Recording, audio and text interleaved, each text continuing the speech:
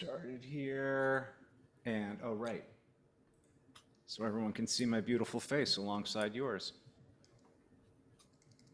Let me see if I can change my name just for the sake of the recording. You know how to do that? I don't.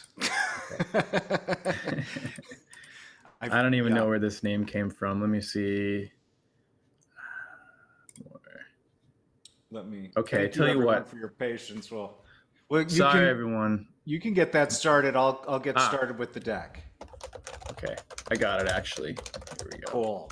Okay, everybody. Welcome to today's SYB webinar. They're watching you, how your phone tracks you, and how to fight back, with one of the top experts and speakers we could possibly get on this topic, Hakeem Anwar, CEO and co-founder of Above Phone. Now, before we begin, a couple of quick notes. First, because this is the question everyone's going to ask, you will get the replay link delivered to your inboxes tomorrow. And second, this presentation is in the form of an interview, but we also have question and answer. So you're all encouraged to submit your own questions. I know you will have a lot of them because this is a very hot topic. So when you have them, please type them into the Q&A pod, not the chat pod. Things tend to fly past in the chat pod, so put them in the Q&A pod, and we'll get to as many as we can. Okay, so briefly about me, I'm the host. My name is Art Blank. I'm the CEO of Shield Your Body and the host of the Healthier Tech podcast. Previously was on the faculty at the University of Southern California School of Engineering, and along with my father, Dr. Martin Blank, co-authored Overpowered on the science of EMF health effects. All of this follows about a 20-year career in software engineering. Every tap, every swipe, or every OK button you hit on your phone might feel harmless, but behind the screen, it's a gold mine of data. From your exact location to your late night scrolls, your phone is quietly keeping tabs. Even when you think you've taken steps to protect your privacy, you'll be shocked how much they're still spying on you. Today, we're going to peel back the curtain on how surveillance capitalism turns your device into a 24/7 tracking tool, and more importantly, what you can actually do to take back control. Joining us is a visionary who traded the conventional corporate ladder for a mission-driven journey to empower people in the digital age. Hakeem Anwar left his career as a software engineer, like me, but with a different goal in mind, to build tech infrastructure for meaningful social movements, where he witnessed firsthand the internet's incredible ability to unite communities. This inspired him to dedicate his life to creating user-friendly technology and spreading awareness about its responsible use. So, we'll have the interview. And again, just another reminder, because not all of you are listening to this, I'm just going to say it one more time. Put your questions in the Q&A pod, please, not the chat pod. And we'll get to as many of those as we can. So with that, I can stop sharing for a few moments here and we can get in. How are you doing? I'm doing so great, Art. Yeah, it's just a pleasure to be here with y'all and everyone who's watching and everyone who cares about this incredibly important issue. So it feels good that we have a community of people thinking in the same direction. That's where it starts. Registrations were really good. Really good for this topic, as I suspected. Just before we begin, because I never know anymore, is that a real background or a fake background, or are you not allowed to tell me? It's a real background. I built it myself. It's actually my bedroom, so my bed is on the opposite side of the desk. So making making the most of the space. That's And cool. yeah. That's some nice panel work you did there, man. Thanks. It's those panels. I didn't make them myself. I made the shelves though, and they don't have formaldehyde, so looking out for Excellent, that stuff. Yeah. excellent. Yep. So what led you? We talked about you being involved in software engineering, and then getting involved with impactful social movements using your powers to empower people. But what led you to care so deeply about digital privacy and personal sovereignty in particular? Yeah, so I was a software engineer for about 5 years, doing web and mobile applications. And at the time, I was very, very curious. So I always got my fingers into many different areas of computer science and software development. And through that time, I was kind of just feeling unfulfilled. Like a lot of the work we were putting in, I wasn't sure if it was going to make any difference in the universe. And so I ended up running into this guy, Derek Bros, of the Freedom Cell Network. And at the time, he was working on a site that allowed freedom minded people to come together. Think of it like a Facebook for freedom minded people who wanted to meet each other. And he was like, "Do you want to help out with that?" And I said, "Yes, sure." And so I quit my job and I moved back home. I started working on this, and then kind of like working on the back end and seeing people's data, I realized like, wow, like this is sacred. The interactions people are having on the site, this is something that needs to be protected. And I always felt like I always knew how big tech companies do it. And then I decided at that moment, because we were also going up against a lot of censorship with Google. There's a lot of weird things happening where the site would be DDoSed. People didn't want us to spread the site. And so dealing with these things, I realized what the internet is good for. And that's to bring people together. So I just went down a rabbit hole and I found all of the most private ways that I could feel satisfied that the work I was doing was secure and it was private. And then from there, I became known as the tech guy of the community. Next year was the pandemic. So we went from a few thousand people to tens of thousands, and they were really, it was such a beautiful moment to see that happen. But also a lot of the work we were doing, it was on big tech software. So I started educating people. I have a content venture called Take Back Our Tech. We teach people how to install friendly software on their phones and their laptops. And then from that point, I also created Above Phone. So, what is, maybe this is a good way to ask it. I've heard you use the phrase the surveillance matrix before. So, just to help people who are watching now understand the problem that you're talking about, what is that?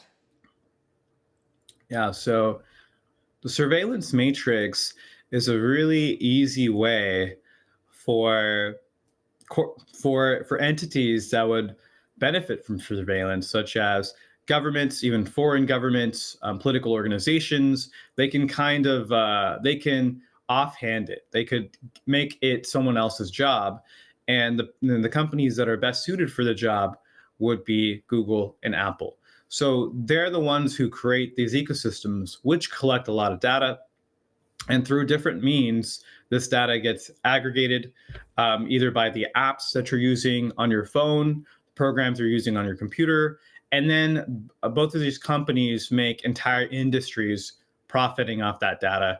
For instance, I think it's like the advertising industry is hundreds of billions of dollars. And so it's because they have so much access to your data that they can profile you as a person. And one of the things that I learned when looking deeply into how mobile privacy works, because I didn't just start a solution right away, I spent half a year researching, was that there's these unique identifiers when you use your phone or when you use your laptop. And really, when you use your phone, it's not just tracking what's going on your phone, it's actually mapping out every device in your house. They can collect that data. And so that's how they track you from device to device. And that's why when you say something around your phone, you get ads for it on your computer later. So there's So many, many different players how involved. do Yeah. they link those different devices? Is it because I'm signed into Google on my phone and I'm signed into Google on my laptop and they know that? Or is it because the Wi-Fi is the same network? Or is it all of this kind of stuff and they just use multiple vectors to get to that info? Yeah, I mean, you got it, right? The Google account is the easiest way, right? You have a session on your laptop and your browsing history is associated with that. Everything you're doing through the browser is associated with that. Then that's very easy to tie to the phone. It's easy to tie that to the apps that you've downloaded.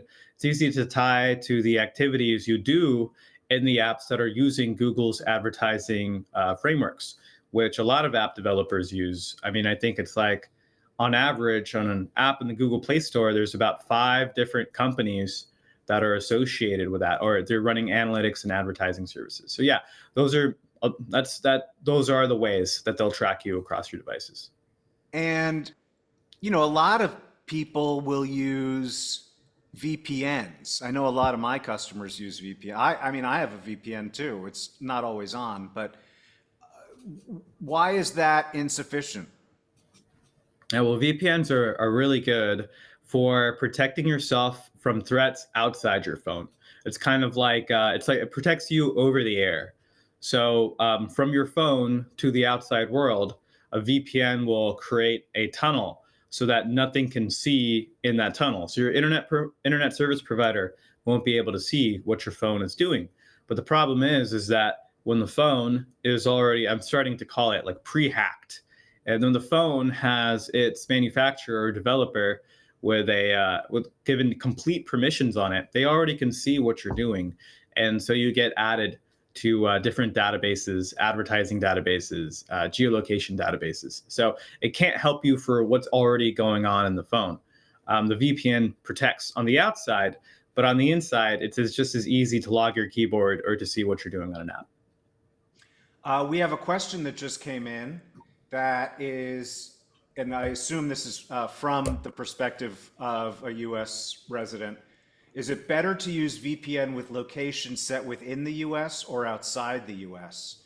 And are there any countries in particular that might be even better? Yeah, I think it just depends on what you're trying to do. If, let's say, you're in a foreign country like Vietnam and you're trying to find plane tickets, then if you set your location as Vietnam, your plane tickets are going to be a lot cheaper than if you set your location as a Western country. And that's because they're using that IP address, right? That's like your address on the internet. And a VPN will just allow you to change that. So, from a privacy standpoint, it makes sense to operate in the location that your particular persona is on. So, for instance, if you live in, let's just say, Denver, Colorado, and there are a lot of like local things you need to do, as there is when you live in a place. So it would make sense to set your location as Denver, Colorado, so that matches up with the things that you're doing online. For other people, they might want to separate their work life from their personal life. So if they're doing everything related to work and something that you do online, then they could just pick a different location. So that's protected. It seems like it's coming from a different area, and you have that clear separation. Yeah, or if you're outside of the US and you want to enjoy Amazon Prime Video, you got to set it to the US. Yeah, totally right. Yeah, with places, watching things online, and also crypto exchanges are another important one where you need to set your location outside the U.S. Right. Yeah. Yeah. Yeah. Another question came in, but before I forget, I had one from before. So you were talking about all these databases. Is there any what I mean? Let's say you've been online for 20 years, and now you're hearing Hakeem, and you want to change your ways. Uh, is there anything you can do about your legacy footprint? Well, I think we all make mistakes in the past, and there's, you know, even a past life, I've been involved in that, and there's once you publish something out on the internet, it's out there. So that's why it's really important to be local first, which means to store as much as you can locally to your device, and just think about it moving forward. And that's also why getting a brand new phone is a great place to start. Because one, when you use a de-Googled phone, like as we'll talk about, there's Mhm. no centralized account to log into. There's no Google account or no Apple account. And you can separate your past activity from the life that you want to live outside of the surveillance. And I think I have two more questions before we talk about the phone. One uh, came in, um, and it touches on this notion that not all VPNs even give you the security of what we're. I mean, they'll block your ISP from knowing, but then they know what you're doing, and then they market that data. Yeah. Yeah, unfortunately, the VPN has become such a trend that there are companies that go ahead and buy other companies. For instance, there's Cape Technologies, which owns ExpressVPN. They own Nord. They own two other very popular companies, and they pump money everywhere, getting people to talk about their VPNs. And so, I mean, it that was originally an Israeli malware company, and so you have to trust them, right? That they're not logging. We also run a VPN, and it's configured to not log whatsoever. And it's also open source, both the backend and also the apps you use on your phone. Because we Until decided, Nord, until Nord comes and acquires you, and then it's and no, what that's it would be possible if I didn't own all of the company. And so, I right, mean, right. that's one of our things is we're completely self-funded. We don't let other people have outside influence or voting That's rights. fantastic. Yeah. Yeah. And someone did ask, what's a VPN? Do you want to give like the 10-second answer to that? Sure. So it's VPN, virtual private network. Think of it as an encrypted tunnel for you to access the internet. So it works two ways. One, your local Wi-Fi, like your your internet traffic is encrypted on your phone. Your Wi-Fi can't see what you're doing. Your internet service provider can't see what you're doing. And on the other side, the websites you're visiting, they don't get to see where you actually are originally. They only get to see your VPN server. Thank you. And I remember now the final question I wanted to ask before getting into above, because this is something a lot of people do, and I think they think it does more than they think it does, or than it actually does. What does incognito mode in a browser actually do? Yeah, so incognito mode is a way to not have your history tracked. So if you go into like a naughty website, let's say, it won't be on your search history next time someone opens up your browser. Another thing it does is it doesn't save cookies, and cookies are these little pieces of information that get attached to your browser, so that the next time you open your website, it might have your saved cart information. And so normally your browser is loaded with so many cookies, like hundreds of cookies. And there's some companies like Facebook and Twitter which put these cookies and will use them to track you around the internet. So incognito mode cuts those two things out, or at least the cookies from the session, they won't be saved. But what it doesn't protect you from is from people tracking you across the internet through other ways, like just visiting their websites. Like that stuff is still saved on the internet. So the Okay. best way to protect yourself is with the VPN, also using a lot of browser privacy extensions, which we can talk about. So getting a little further on your journey, and thank you very much for that background on the landscape we're all facing. And you mentioned that your journey took you first to recommending certain tools for people. You ran workshops or included this in your workshops. These are tools you should be using. But I gather you feel that those tools were insufficient, that you needed a comprehensive solution, right? So these tools that are available, they can maybe solve a few of the problems, but none of them offer this sort of uh, invisibility shield that actually hides you. Is that an accurate way of talk, or are there tools out there that like what? Why would Mhm. you start building this whole ecosystem? Yeah. Well, so it's like we were giving the advice and instruction for free and being like, "Hey, try this at home." And unfortunately, not everyone, well, fortunately and unfortunately, not everyone is a techie. So it's like when I am planting things in my garden, I have to ask from my friends who are soil scientists and gardeners, right? So it just needed to be easier for people. It was this whole nother world. And so after Gotcha. being asked a whole lot, we are just like, okay, let's combine the best of what we know and put it in one product together and then run it reliably so people have something they can trust. So the purpose behind above is to make this level of extreme privacy accessible to regular people. Is that fair?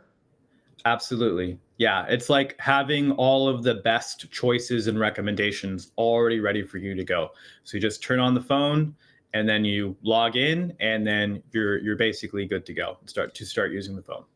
Excellent. So give me a second here to share so people can see what we're about to be talking about here. Okay, so you started a company called Above Phone, and I'm assuming the phone was your first product. Is that right? Yes, we started with the phone, followed by the laptop a year or two later, then followed by the tablet. Okay, and I'm assuming that's in order of decreasing order uh, of popularity, right? I mean, everyone has a phone, fewer people have laptops, and so you can solve more of the problem through the phone and so on.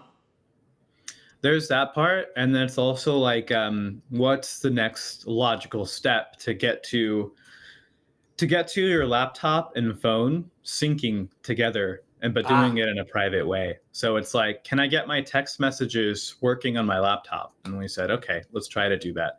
And we managed to do that, and really both of these devices, all three of these devices, allow you to use it in a way that can be integrated in your other devices, and all without generating EMF. so we talked about, I mean, and we didn't do a totally comprehensive overview of all of the privacy problems with modern tech, but you touched on a Cool. lot with location tracking and browser tracking and linking your usage between one device and another device and building up these massive data sets. So in order to actually address that problem and Yeah. give everyday users a powerful way to protect themselves, you had to do more than just build a phone. Not that that's nothing, but you had to do right. You had to build an ecosystem Yeah, so the phone is just the start of it. And if I'll touch on the phone a bit, if this is a good time to do that. wherever you Right. want, man. Yeah. Okay, so let me compare a normal phone with an above phone. So the major problem with phones today is that they're not just acting on their own, they're relying on Google and Apple. So there's a lot of communication that's happening in the background without you knowing it. Even when the phone is locked, even when you're not doing anything on it, it's constantly talking. And the primary source information we used for this was a study out of Dublin, Ireland, and it measured the phones, and it also set up an experiment where they pretended to be Google and Apple servers so they can see what the phones were sending back and forth. And what they found was the phones were connecting home every 5 minutes, and every little piece on your phone was also sending that data back home. So what do I mean by that? I'm talking about Siri, I'm talking about iTunes, I'm talking about YouTube if you have that on your phone. I'm talking about the location services, even the clock, even the alarm clock was sending information back, right? So there's this massive amount of data that's produced every 12 hours, whether you're using an Apple or Google phone. And the problem was that there was no way to turn it off whatsoever. So, like the researchers, they made sure to pick the most private option when presented the choice. So they said, "Oh, do you want more analytics? Can we add some analytics?" They said no every time. It didn't matter. So that's why I liken this to calling it a pre-hacked phone, because there's someone who already has control of it. They just allow you to use it on the day to day. And then there's other things that can happen too. Like for instance, during the COVID era, where they really wanted you to install contact tracing apps, you have to remember that both Google and Apple worked on an exposure notification service where they were trying to measure how far you are from other people using Bluetooth, which is just fraud in itself. But outside of that, they were able to roll this out on billions of phones all at the same time. So it's something I call a network blast. Like they have a feature that really nobody wants, but they can send it and make it available to everyone all at once. More than that, in some cases, like in Massachusetts, they were actually able to send the app, install it without asking anyone, and enable Bluetooth to millions of phones in the state. And Massachusetts Department of Public Health is currently being sued by a civil rights group in the state. And so it just shows you how little power you have over the phone. Now that's because of these centralized software services. So this phone does not have centralized software services that have power over it. It makes zero connections to big tech. And in terms of the types of use cases you were just talking about, you have to be Google or Apple in order to pull that off? Or could, I'm trying to think, Microsoft or Adobe do that to an iPhone or an Android? They couldn't do that to an iPhone or an Android, but Okay, Microsoft could definitely do that to a Windows computer. right. Adobe could do that to Photoshop or any of their products, right? So they each have control over their little corner of the internet. And That's so why, one of the key messages there, that at least as far as I hear it, is that there's no setting on your phone that actually affords you protection from tracking. that's right. And so even though we have a guide on things you can do to try and roll back some of the more insidious things that Google and Apple have done, like scanning your photos for AI and all of that, you can turn these settings off. But one, it's not a guarantee. It's just a little switch that they give you. It can't really be proven. You can do it, but it kind of just makes you feel good. It's very hard to verify because at the end, all of these operating systems are proprietary, right? Google, Apple, they're proprietary. Microsoft, Windows, that's proprietary. Same with Mac OS. So this phone is running transparent, open source software. You can go and read the code. There's thousands of people who review it, and you can actually see what it's doing. And we've also verified what the connections it says the phone is making as well. So when you say the operating system is open source, is that what you just said? Yeah? That's right. Yes. So open source can mean a lot of things. What does it mean in this case? Yeah, so it means that the source code is available for you to look at. And if you check the integrity of the operating system, you can actually match it to the source code. So you can be like, hey, is my phone actually running the latest version of this operating system? And you can check, you can verify it for yourself. Whereas Google and Apple phones, it's just a black box. You have no idea what's running. It gives you a version number, but that's really all you have to work off of. Okay. So this gets us a lot, but what happens when I need to answer a question and I load up a browser and I ask a question? I mean, isn't Yeah. Google going to figure that out? Well, there's nothing directly tying you to that. So I will bring up the phone here and let's do Oh, here, exactly that. let me stop my, oh, I wasn't Oh, sharing anyway. No, I forgot to start my share anyway. Yeah, please. Can everyone see Hakeem's screen? are you able to read I, it? Is it the right way? yeah, hold on. Let me go full screen here. Yes. And I believe people can see, I can see it. Okay. So this is our search engine. So this is a browser that's based off of Chrome's browser, but it has all of the Google tracking stripped out of it. So there's no connections being made to Google. There's no Google account you have to sign into. And then let's go ask a question online. Here, I'm going to turn Um, off my camera so people can see more of your, please continue. so I'll say how strong. I'll say how strong is the Earth's magnetic field? Oh, totally butchered that. And so this is our private search engine that we run. So you can see it went ahead and asked, but the beautiful part about this search engine, it's not just asking one search engine, it's asking multiple of them. And it's also sitting in between you and the search engine. So now it's sitting in between you and Oh, Google. So Google, no, continue.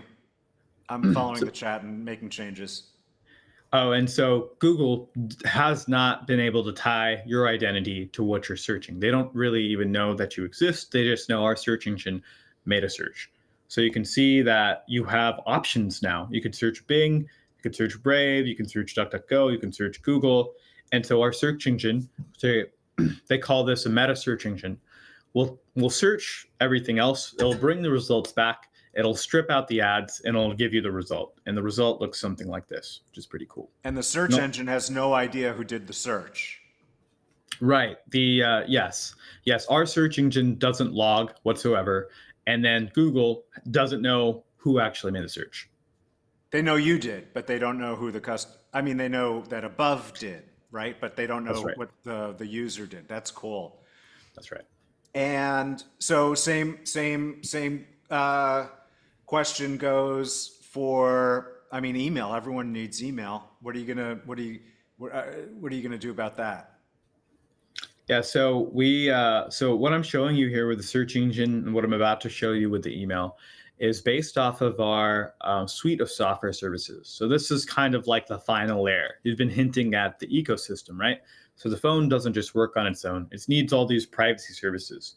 So our mail solution is called it's above mail. Oh no. Let's see. I have neglected to sign in. Let me just sign in really quick. It'll just be a moment.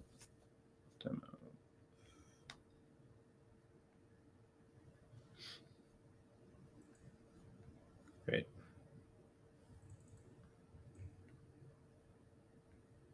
I just did a demo the other day and I needed to reset it.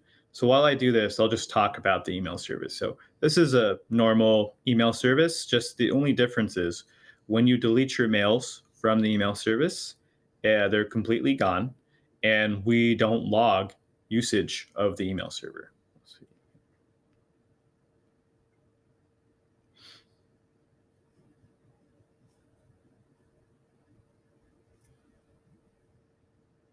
Oh, right. Because I'm not connected to Ethernet, this won't work. Well, hey, just take my word for it that this email. Actually, let me just show you on my computer. Let me. Yeah, This let's is do super that. beautiful. Because everything you're showing for the phone also applies to the above laptop, yeah? That's right. So I've got this above laptop pulled up here, and let me just show this. So this is what the email looks like. So yes, so it's an email. It You looks like get this. email. It looks like email. It's private. It's you get an email address that's at above.im, and then you can it works exactly like it would a normal email. And there's different programs you could use on the phone. I wish I could show you the phone program, but it's quite nice. And then on the computer, you can do the same thing. You could set your email account up. You can also see I have a calendar here, so you also get a calendar service. So you can see in these gray events, badminton. I don't play badminton, but chief of design does. Video call my parents and swimming. Sounds like an average day for me. Um, so you get these services and they will work on your phone, they'll work on your laptop, and you can create meeting invites and send those to other people. Now, here's another cool thing. If I hop back over to the phone here and do this guy, nope, this guy. Okay. So how do you actually create meetings? So what you can use is you can use something called the Jitsi app. There we go. And so this is a private video conferencing server that you can use. So you can join a room here. You can see how I just joined a room. You can join the meeting, and after I log in, I'll get the link to I'll get the link to the room, and I can share that with anyone. Now, the beautiful part about all these services are the people you're talking to, they can just be on any device. They don't necessarily need an above phone. They can join your video conference, no problem. That's really cool. So this is kind of like Google Meet, except private? Yeah, exactly. It's like Google Meet or Zoom. So you can have it's got a bunch of cool features. You can share the screen. I think the maximum we've got onto it is like 40 people. Might get a little, I wouldn't have everyone's video on then, but it still works really well. That's cool. And another feature that you all, so just so I actually, let me step back a second here so everyone understands. You've not only rewritten the operating system for these devices to secure the privacy at the level of the operating system, you've also built the infrastructure to support these what are basically fundamental tools now in a private way. So you have the private phone, but that only gets you so far if you're going out in Chrome and doing a Google search. So instead, you have you've engineered your own browser and your own search platform that makes use of existing search technology, but ensures people's privacy. And now we just looked at the same thing with email. Another one that you have is VPN, right? Yes, and I want to add something by saying that we didn't write the software for the phone. It uses an operating system called Graphene OS. Similarly, for all the services, is we took existing software out there. We kind of validated it that it would work for our needs, and then we optimized it. So it's kind of like a seamless experience. So we basically made a workable product out of something that only a techie would know how to set up before. So So that's kind that, of, yes. yeah, no, so that brings a good point because earlier you said the above products are designed for essentially every user. Yeah. As we're going through this and you're showing off things, and we're probably each using some words that maybe not everyone on here understands, I think it's important to underscore that this, everything you're showing is designed to be very easy for people to set up and use regardless of their technical skill. That's right. And our customers, which we have around 5,000 customers now, we're very, very blessed and grateful for the opportunity to serve everyone. And part of it has been, it seems like the older generation, people who trend older, are more interested in taking action on their privacy. And so we have a lot of experience. A lot of our customers were first, when they started, kind of tech phobic or just a little bit scared. And it's been really great to work with them. So we have a lot of experience helping people at all stages of experience. So one of the cool things about our company is that we offer real human support. So not a robot, not a chat bot, not a call center somewhere in another country, but we have real people from within the movement who care about important causes like EMF awareness, who will work with you.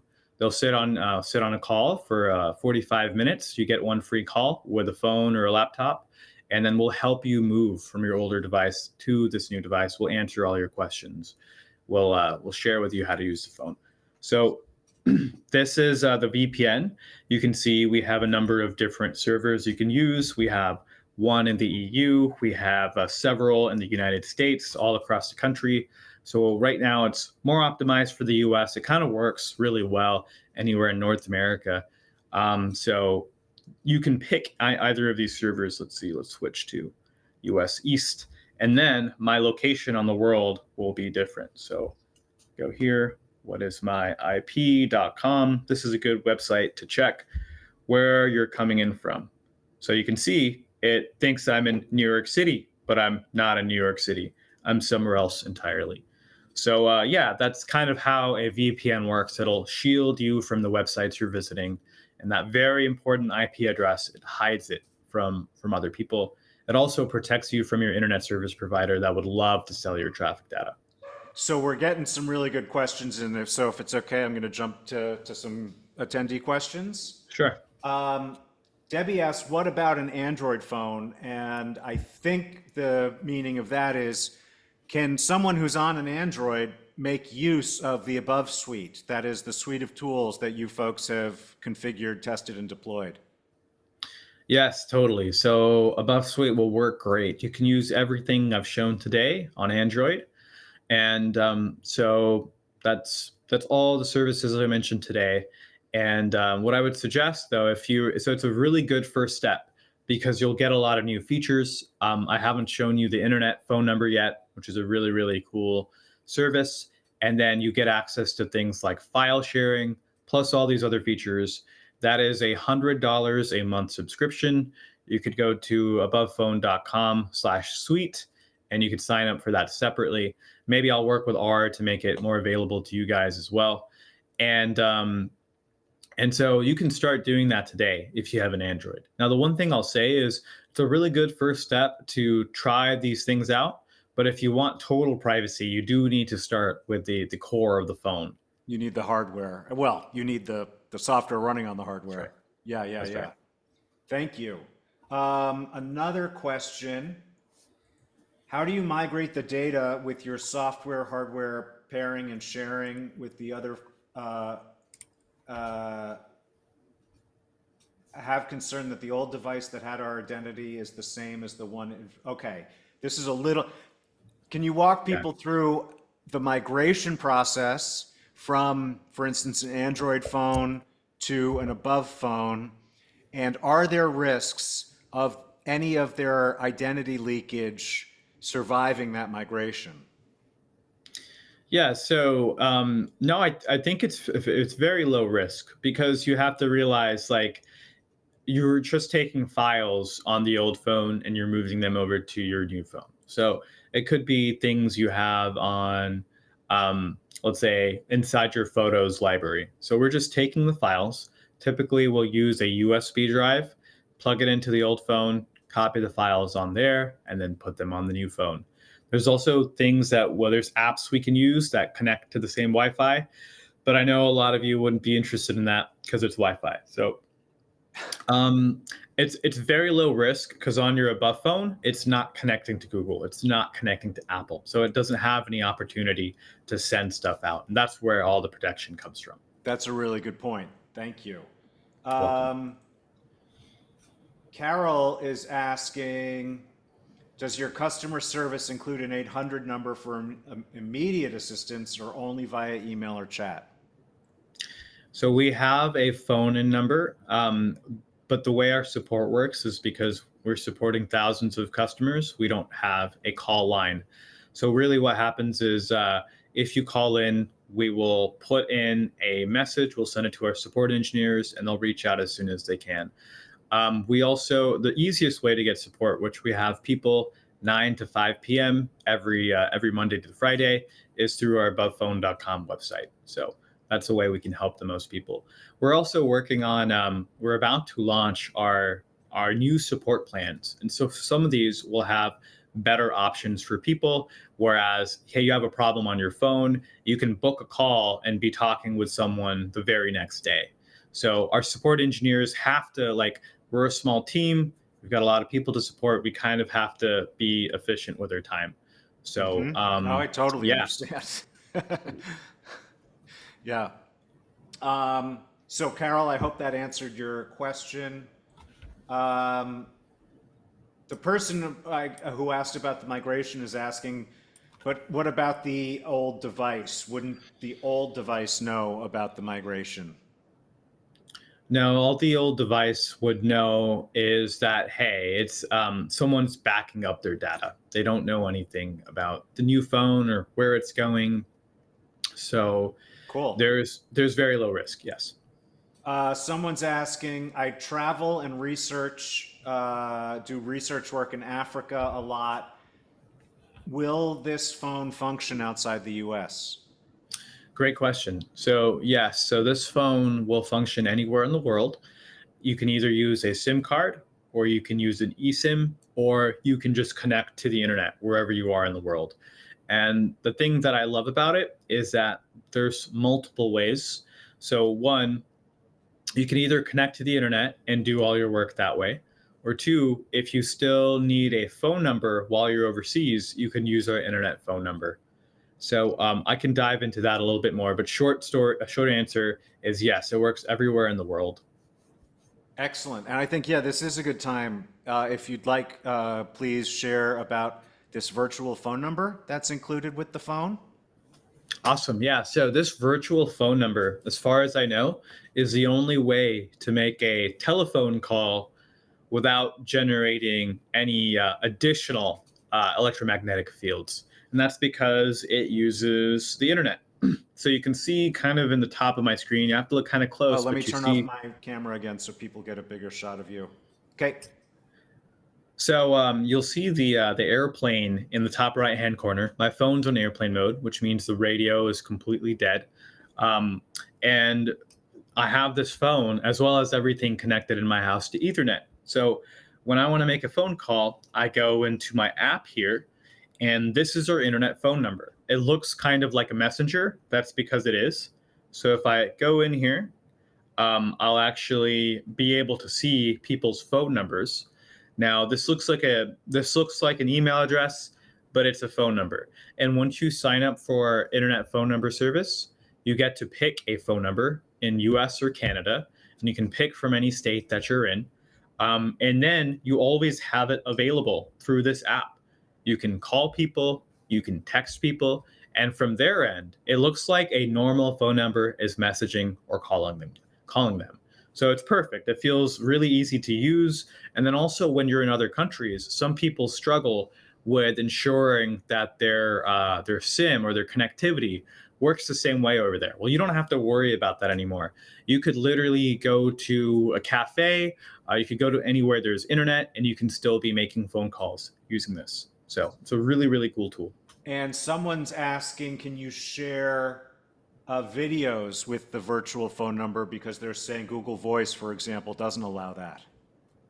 Great question. So for that, we have another tool. So sharing videos is not actually something that's supported by text messages. That is something that Google and Apple built on top of it. So they get access to your text messages and they're responsible for routing it. So we have a file sharing service here. I'm going to open it up on my computer here.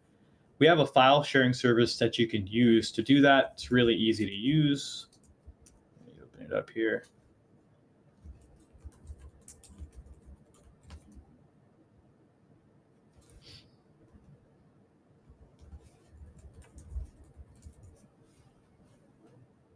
So this is what that file sharing service looks like.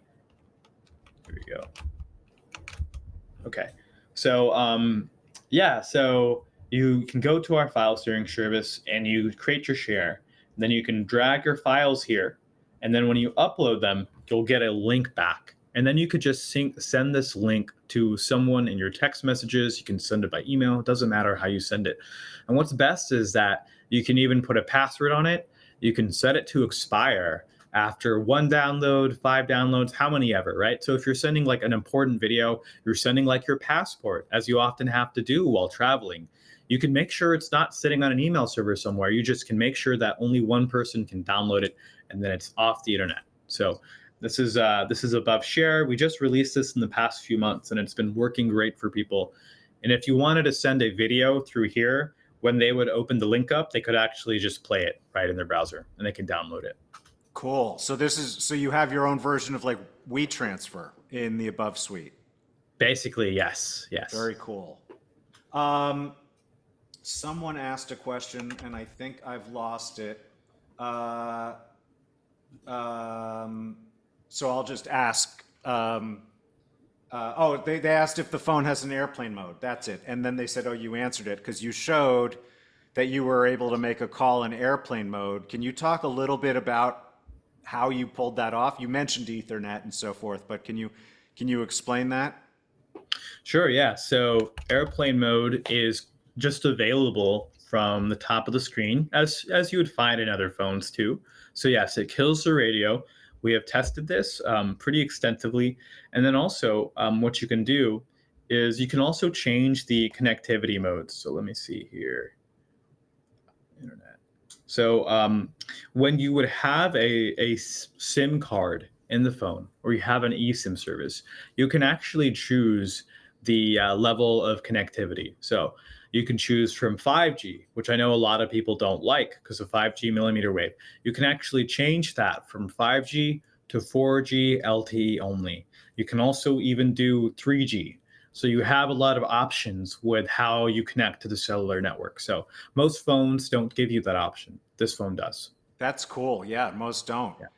And then the way you were able to make that call, even when you were in airplane mode, was you had an Ethernet adapter, right? Plugged into your phone. That's right. I'll share that Ethernet adapter. This is what it looks like. So this is the business end that goes into the phone. And then this is the Ethernet cable that plugs into your router. And if you get the bundle that R and I collaborated on, so you'll get this Ethernet adapter with it. And this will also let you do a whole lot of other things. It'll let you broadcast your phone to your TV. It'll let you plug in devices to it. It's also the same hub that you would get with a laptop. So it's really, really cool. I have both my laptop and my phone wired for Ethernet here. So there's no EMF around the house because I'm pretty sensitive myself. Very cool. So yeah, so Scott, that was, I hope that answered your question. Someone here, sorry, I'm scrolling and trying to keep the conversation going. Okay, here we go. How do you get cell service? And I know you've kind of answered this, but they're getting into, can you take it to a carrier and have a SIM card installed? And does that negate the privacy that you afford with the operating system and the above suite platform? Great question. So you can get a SIM card the same way you would normally with any other phone. So this will work with any SIM card in any country. So you could go to the store and say, "Hey, I need a new SIM card." They'll run you through all the checks that they normally do when giving a SIM card, and then you can put the SIM card in your phone. In fact, when you set up the phone for the first time, we'll actually show you how to do that on the call. So if you choose, we can take your SIM card from your old phone and we can put it in the new phone. We send you the tool to do it. It's just like a little pin. It's really really easy. For it takes maybe 5 minutes to do it the first time, and then you get the hang of it. So it's something that anyone can do at home. I encourage people to do it. Now, there's also another way you can get connectivity. There's all the rage now with phones is eSIMs or electronic SIMs. So these SIMs don't need a card. You don't need a physical card. You don't have to mess with the phone. You can actually just add a new eSIM. We actually offer our own eSIM service. I'll tell you a little bit about that and how it works. Oh, that's cool. I didn't. Oh, I'm learning something. Yeah, so we only launched that this past year. Let's see how we get this on. There we go. So we got this past year, and so this is a data SIM, which means that it's an eSIM that doesn't do phone calls or text messages. And I'll speak to that a little bit, but it doesn't have a number. It is very private. We don't send your personal information off to the telecom carrier, and it takes about 5 minutes to set up. So let's see, the 5 minute setup. You pick a plan, you get an email with a QR code on it. Then you can add an eSIM on your phone. You scan the QR code, and then it'll just activate itself. And then you have cellular connectivity. Right now, we offer this for the USA, Canada, the UK, and Europe, Australia, New Zealand, and Mexico. So if you go to abovephone.com/datasim, you can actually click through and pick the country that you want. And then we also have monthly and prepaid options. So if you want to get prepaid, you don't have to use this data for up to a year. So if you're planning to do some travel, you can get it ahead of time, save the QR code, and then you can activate it while you're there. You can activate it right before. And it's really, really cool because you'll have a page of eSIMs. So it'll be like USA, Canada, UK, Europe, and whatever country you're in, you just toggle it on and it just works.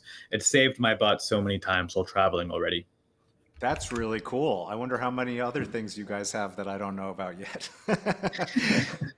um, okay. Uh, okay, here we go. I really appreciate all the hard work that went into creating this. I understand it's been self-funded from the start, but if interest picks up, I imagine the only way to meet demand would be through investment eventually. Do you have any thoughts you are able to share about that at this time? Yeah, I think this new age of business is going to require a lot of creativity, and we're seeing a lot of the old financial structures fall and people coming up with creative solutions. I mean, we hope to just grow organically. And another thing is we don't want to get too big. So we see that we're just kind of building a model. And I think the future is going to look a lot like you have these software services provided by your local neighborhood tech guy in your neighborhood. So a lot of these services you'll be able to run close to home. I mean, maybe even in your house if you decide to do that. So with the phones, it's going to be a group collaborative effort. And if we ever need funding down the line, I really hesitate to work with any institutional partner. At the very least, it'd be a discussion we have with the community, but we would try the crowdfunding route first, because that means that there will actually be the intention to build something that works for everyone. Thank you for your transparency there. Um, so a couple of questions here about SIM card. Uh, so I'll just ask one of them. Um, Putting your old SIM card into your new phone, would that not be a dead giveaway who this new phone user is? And if I can see if I've learned anything from this session, is yes, that SIM card is tied to your identity, but your phone isn't sending any of that information out. Yeah, so that is right. The phone's not sending your information out. The other thing we have to remember is that there's context, right? There's your cellular service provider, and there's your Google and Apple. So if you switch your SIM card, Google and Apple don't know because your new phone's not sending any information out to them. But just as part of activating a SIM card, your cellular service provider do know. But what they know is pretty limited. They know, okay, hey, this person is activated their SIM card on a new phone, and that's all they know. But that's kind of inherent to providing you cell service. So you do have options with this. Some people decide that they want a new line entirely, so they will opt for the new line and put that in. So they have two phones, each kind of isolated in their own identity. Some people go with the data SIM I was just talking about, and some people feel like it's not that big a deal, and then they can take their SIM card and put it in their new phone. If you just need data, can you use your phone without a SIM card, but just with the above data SIM? Yes, and actually you brought up a really, really good observation is you can use the data SIM. You could also just use Wi-Fi. You could also just use Ethernet. Yeah, and the Um, virtual phone number. exactly. You could have all your needs taken care of with just connecting to the internet. And then you wouldn't need to have a contract with Verizon or anything like that. That's right. Yeah, and you wouldn't have any of the privacy concerns coming from them. That's super cool. I hope everyone followed that. I'm also proud of myself for coming up with that question. So, where do you see, and you've been super generous with your time here, and I want to be respectful of it. Um, uh, if I had to guess, I mean, the future of above, obviously with phones and even laptops, you gotta update the hardware every 12 to 18 months. But beyond that, I mean, you've covered phones, you've covered laptops, you've covered tablets. So I'm assuming the continued investment and development is going to be on the suite side of things, on the platform that you're building.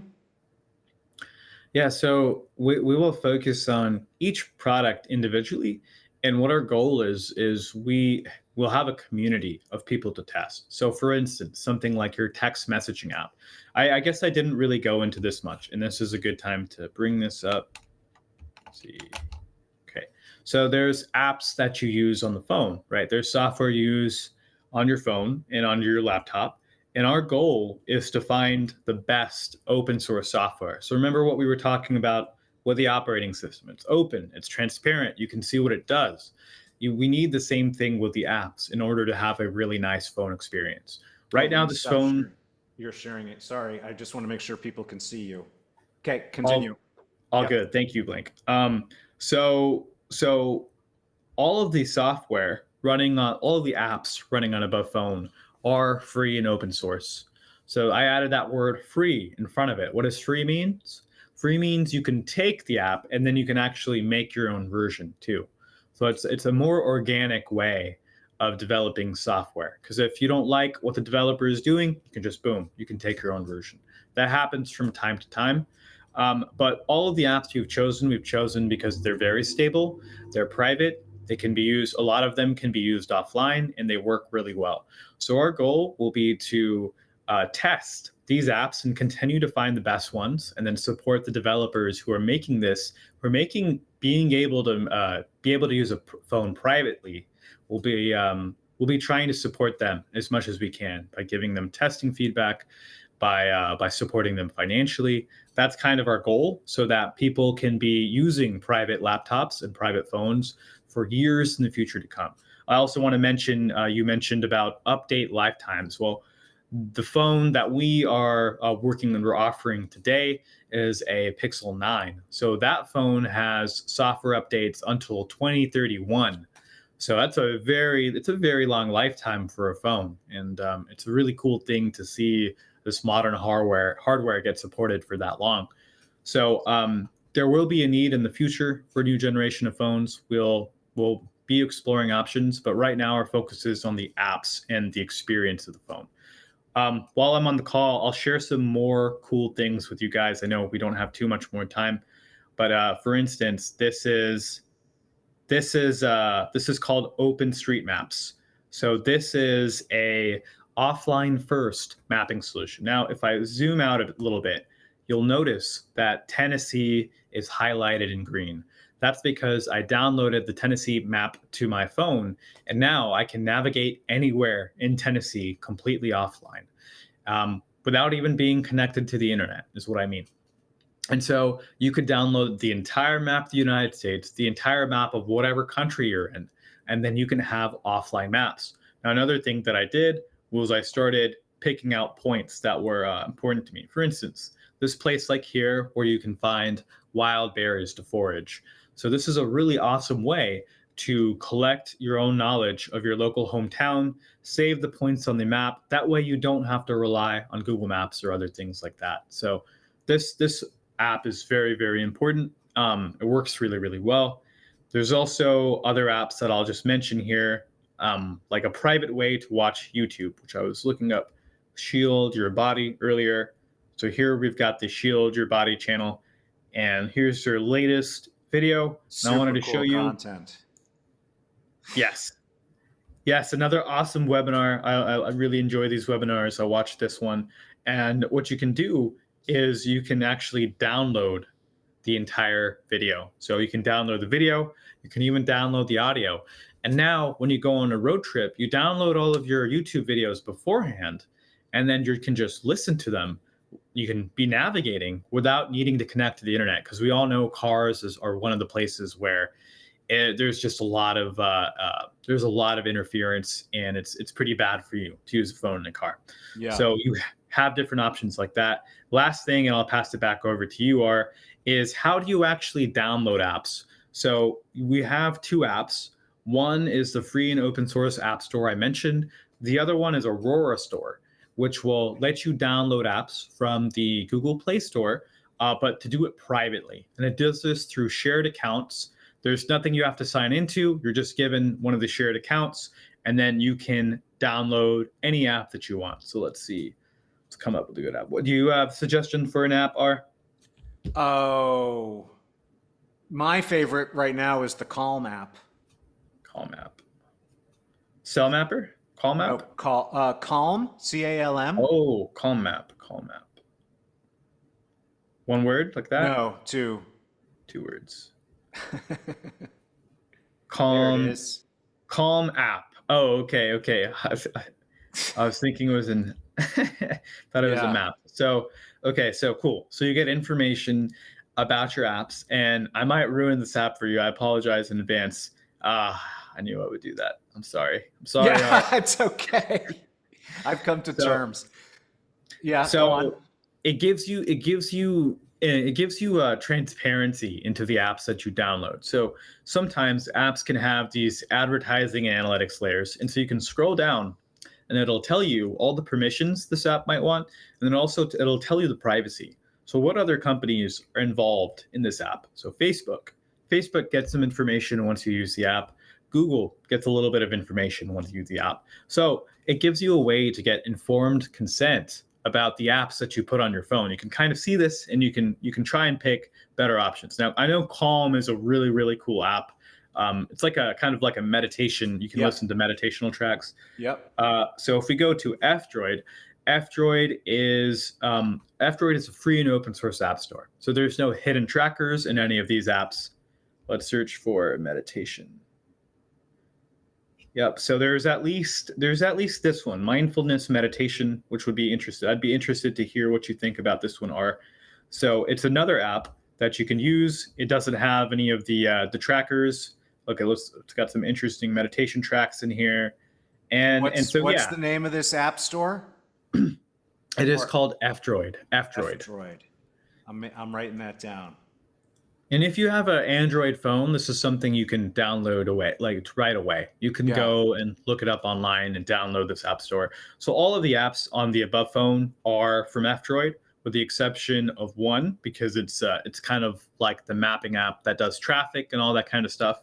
So yeah, the point I'm trying to make is that these aren't just alternatives; they're better in a lot of ways. That's super cool. And how much, just to give people, because I know you've been zooming through a bunch of these apps, how many apps come installed? I think Doesn't have to anywhere be from exact, but yeah, 20, about like 25 to 30. Yeah, it's cool. not too many. Yeah, and they're all